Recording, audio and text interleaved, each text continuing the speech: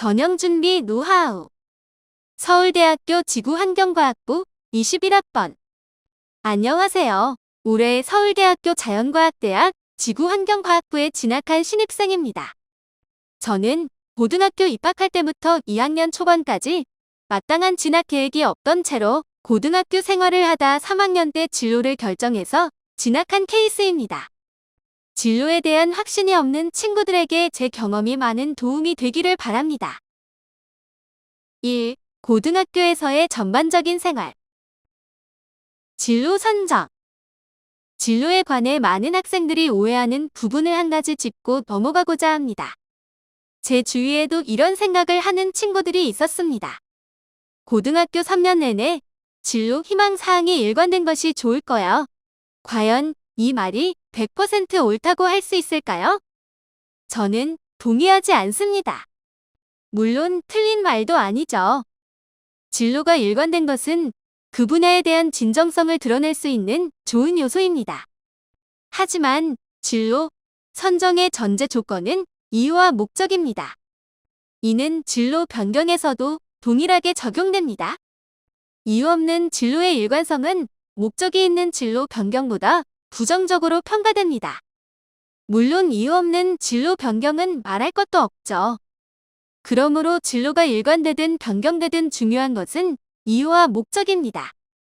저는 3년 동안 매년 진로가 바뀌었습니다. 1학년 때는 대체에너지 분야, 2학년 때는 의료계열, 3학년 때는 대기환경 분야였습니다. 누가 봐도 전혀 연관성이 없는 세 분야죠. 특히 1학년 때는 진로에 대한 생각이 전혀 없었던 시기라 학교에서 진로 희망 사항을 적어내라고 할 때 손톱만 한 관심을 가지고 있었던 분야를 급하게 적어서 냈었습니다. 그런데 2학년 때부터 다양한 활동을 하고 과목을 선택해서 공부하다 보니 어떤 분야를 좋아하고 잘하는지에 대한 시선이 생기게 되었습니다. 그래서 2학년 때는 의료계열 활동을, 3학년 때는 대기과학 관련 활동을 중점적으로 하며 제 진로 선정에 대한 이유, 그리고 진로 변경에 대한 이유를 생활기록부에 담고자 했습니다. 즉, 진로 관련 활동을 함에 있어서 가장 중요한 것은 그 해에 자신의 진로에 적합한 활동 위주로 1년의 생기부를 채워나가면 3학년 때의 진로와 다르더라도 자신의 진정성을 드러낼 수 있다는 것입니다. 수상. 수상은 성적 다음으로 자신의 능력을 부각할 수 있는 좋은 수단입니다. 수상 경력을 다양하게 쌓아놓으면 대입 시에 자기소개서나 면접 등의 연관 지어 답변할 수 있는 좋은 연결고리로 작용합니다.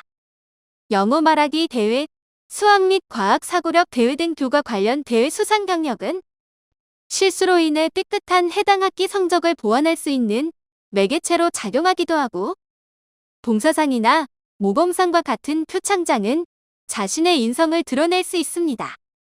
제 경우 수상 경력이 총 32개인데요.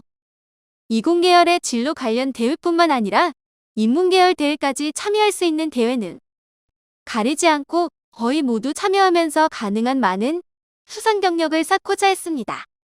생기부 규정이 변경되면서 이제 학기당 1개씩만 기재가 가능한 것으로 알고 있는데요.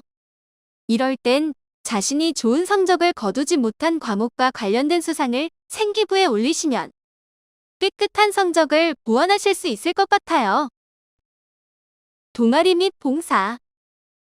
정규 동아리는 1학년 때 과학 R&E, 2학년 때는 도서부, 3학년 때는 수리융합 동아리에 참여했습니다. 그리고 자율 동아리로 2학년 때 과학 R&E, 3학년 때 기상 동아리를 개설해 참여했습니다. 자율 동아리는 정규 동아리에서 자신의 관심사를 드러낼 수 없을 때 이용한 방법입니다. 저는 3년 내내 이공계열을 희망하고 있었기 때문에 2학년 정규 동아리인 도서부에서 이를 보여주기 힘들다고 판단하여 자율 동아리를 통해 저의 과학적 탐구심을 드러내고자 했습니다. 그리고 3학년 때는 급하게 바뀐 제 진로 관련 활동을 보충해야 할 필요성을 깨닫고 기상 동아리를 개설해 기상 자료 분석, 데이터 수집 등의 활동을 하며 진로에 대한 흥미와 관심을 드러내고자 했습니다. 이러한 동아리 관련 활동은 이후에 자소서에서 활용되기 좋은 부분이므로 진로와 연관지어 활동하는 것이 좋습니다. 봉사활동의 경우 의료 분야를 제외한 이공계열 학생들은 너무 애써 챙길 필요는 없다고 생각합니다. 다만 학과 특성상 인성이 중요한 보건, 의료, 교육 분야 등을 희망하는 학생들은 어느 정도 챙겨야 합니다.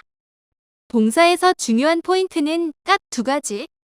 지속성과 양입니다. 둘 중에 하나를 고른다고 하면 저는 지속성이 더 중요하다고 생각합니다. 즉, 지속적으로 일정한 활동을 하는 것이 좋고 누적 시간이 많을수록 더 좋다는 것입니다. 저는 1학년 때는 사회적 소외계층을 위한 물품 제작 활동을, 2학년 때는 재활센터 봉사활동을, 그리고 매년 헌혈, 겨울철 연탄 배달 활동에 지속적으로 참여하며 교내 봉사 포함 205시간을 채웠습니다. 세클 생기부에서 다른 항목의 경우 글자 수 제한이 점점 줄어들고 있는 반면 유일하게 줄어들지 않고 있는 항목이 바로 교과 세특입니다. 그만큼 중요하고 학생 개개인의 특성을 잘 부각할 수 있는 부분이라는 뜻이죠.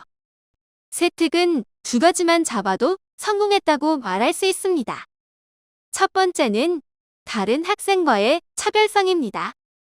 아무리 많이 적혀 있더라도 자기 자신만의 특별함이 없다면 잘 작성된 세특이라고 할 수 없습니다. 예를 들어 제3학년 한국사 세특에는 6월 민주항쟁 관련 글쓰기를 한 활동에 대해 뭐뭐라는 점을 높이 평가함. 6월 민주항쟁이 뭐뭐라는 점에 역사적 의의를 부여하고 만약 항쟁이 일어나지 않았다면 이라는 역사적 상상을 통해 뭐뭐에 대한 소중함과 가치를 생각해보는 기회가 됨과 같이 남들과 다른 나만의 생각이 자세히 적혀 있습니다. 반면 1학년 과학 탐구 실험 세특에는 태양광 발전장치 고안 활동에 대해 뭐뭐 과학적으로 타당하고 창의적인 아이디어로 태양광 발전을 이용한 장치를 고안함이라고 적어 어떤 장치인지 남들과 다른 어떤 창의적인 아이디어였는지 등의 설명이 누락되며 차별성이 드러나지 않은 부분이 존재했습니다.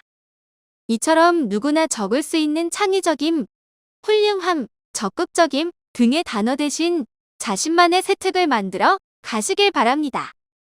두 번째는 구체성입니다.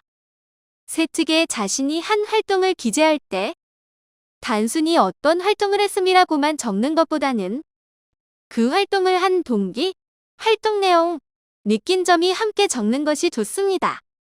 활동 과정에서 독서, 논문, 기사 등의 자료를 활용했음이 드러나면 더 좋겠죠. 예를 들어 제3학년 화학이 세특에는 땡땡 도서를 읽고 대기오염원의 심각성과 온실기체 감축의 필요성을 깨달아 땡땡 주제로 어떤 통계 자료와 기사를 찾아본 후 SCR과 DPF의 작동 원리와 그 전망과 필요성에 대해 발표함. 뭐뭐할 필요성을 느끼고 땡땡을 강조함이라고 적혀 진로에 대한 관심과 저만의 차별성을 구체적으로 드러내었습니다. 자소서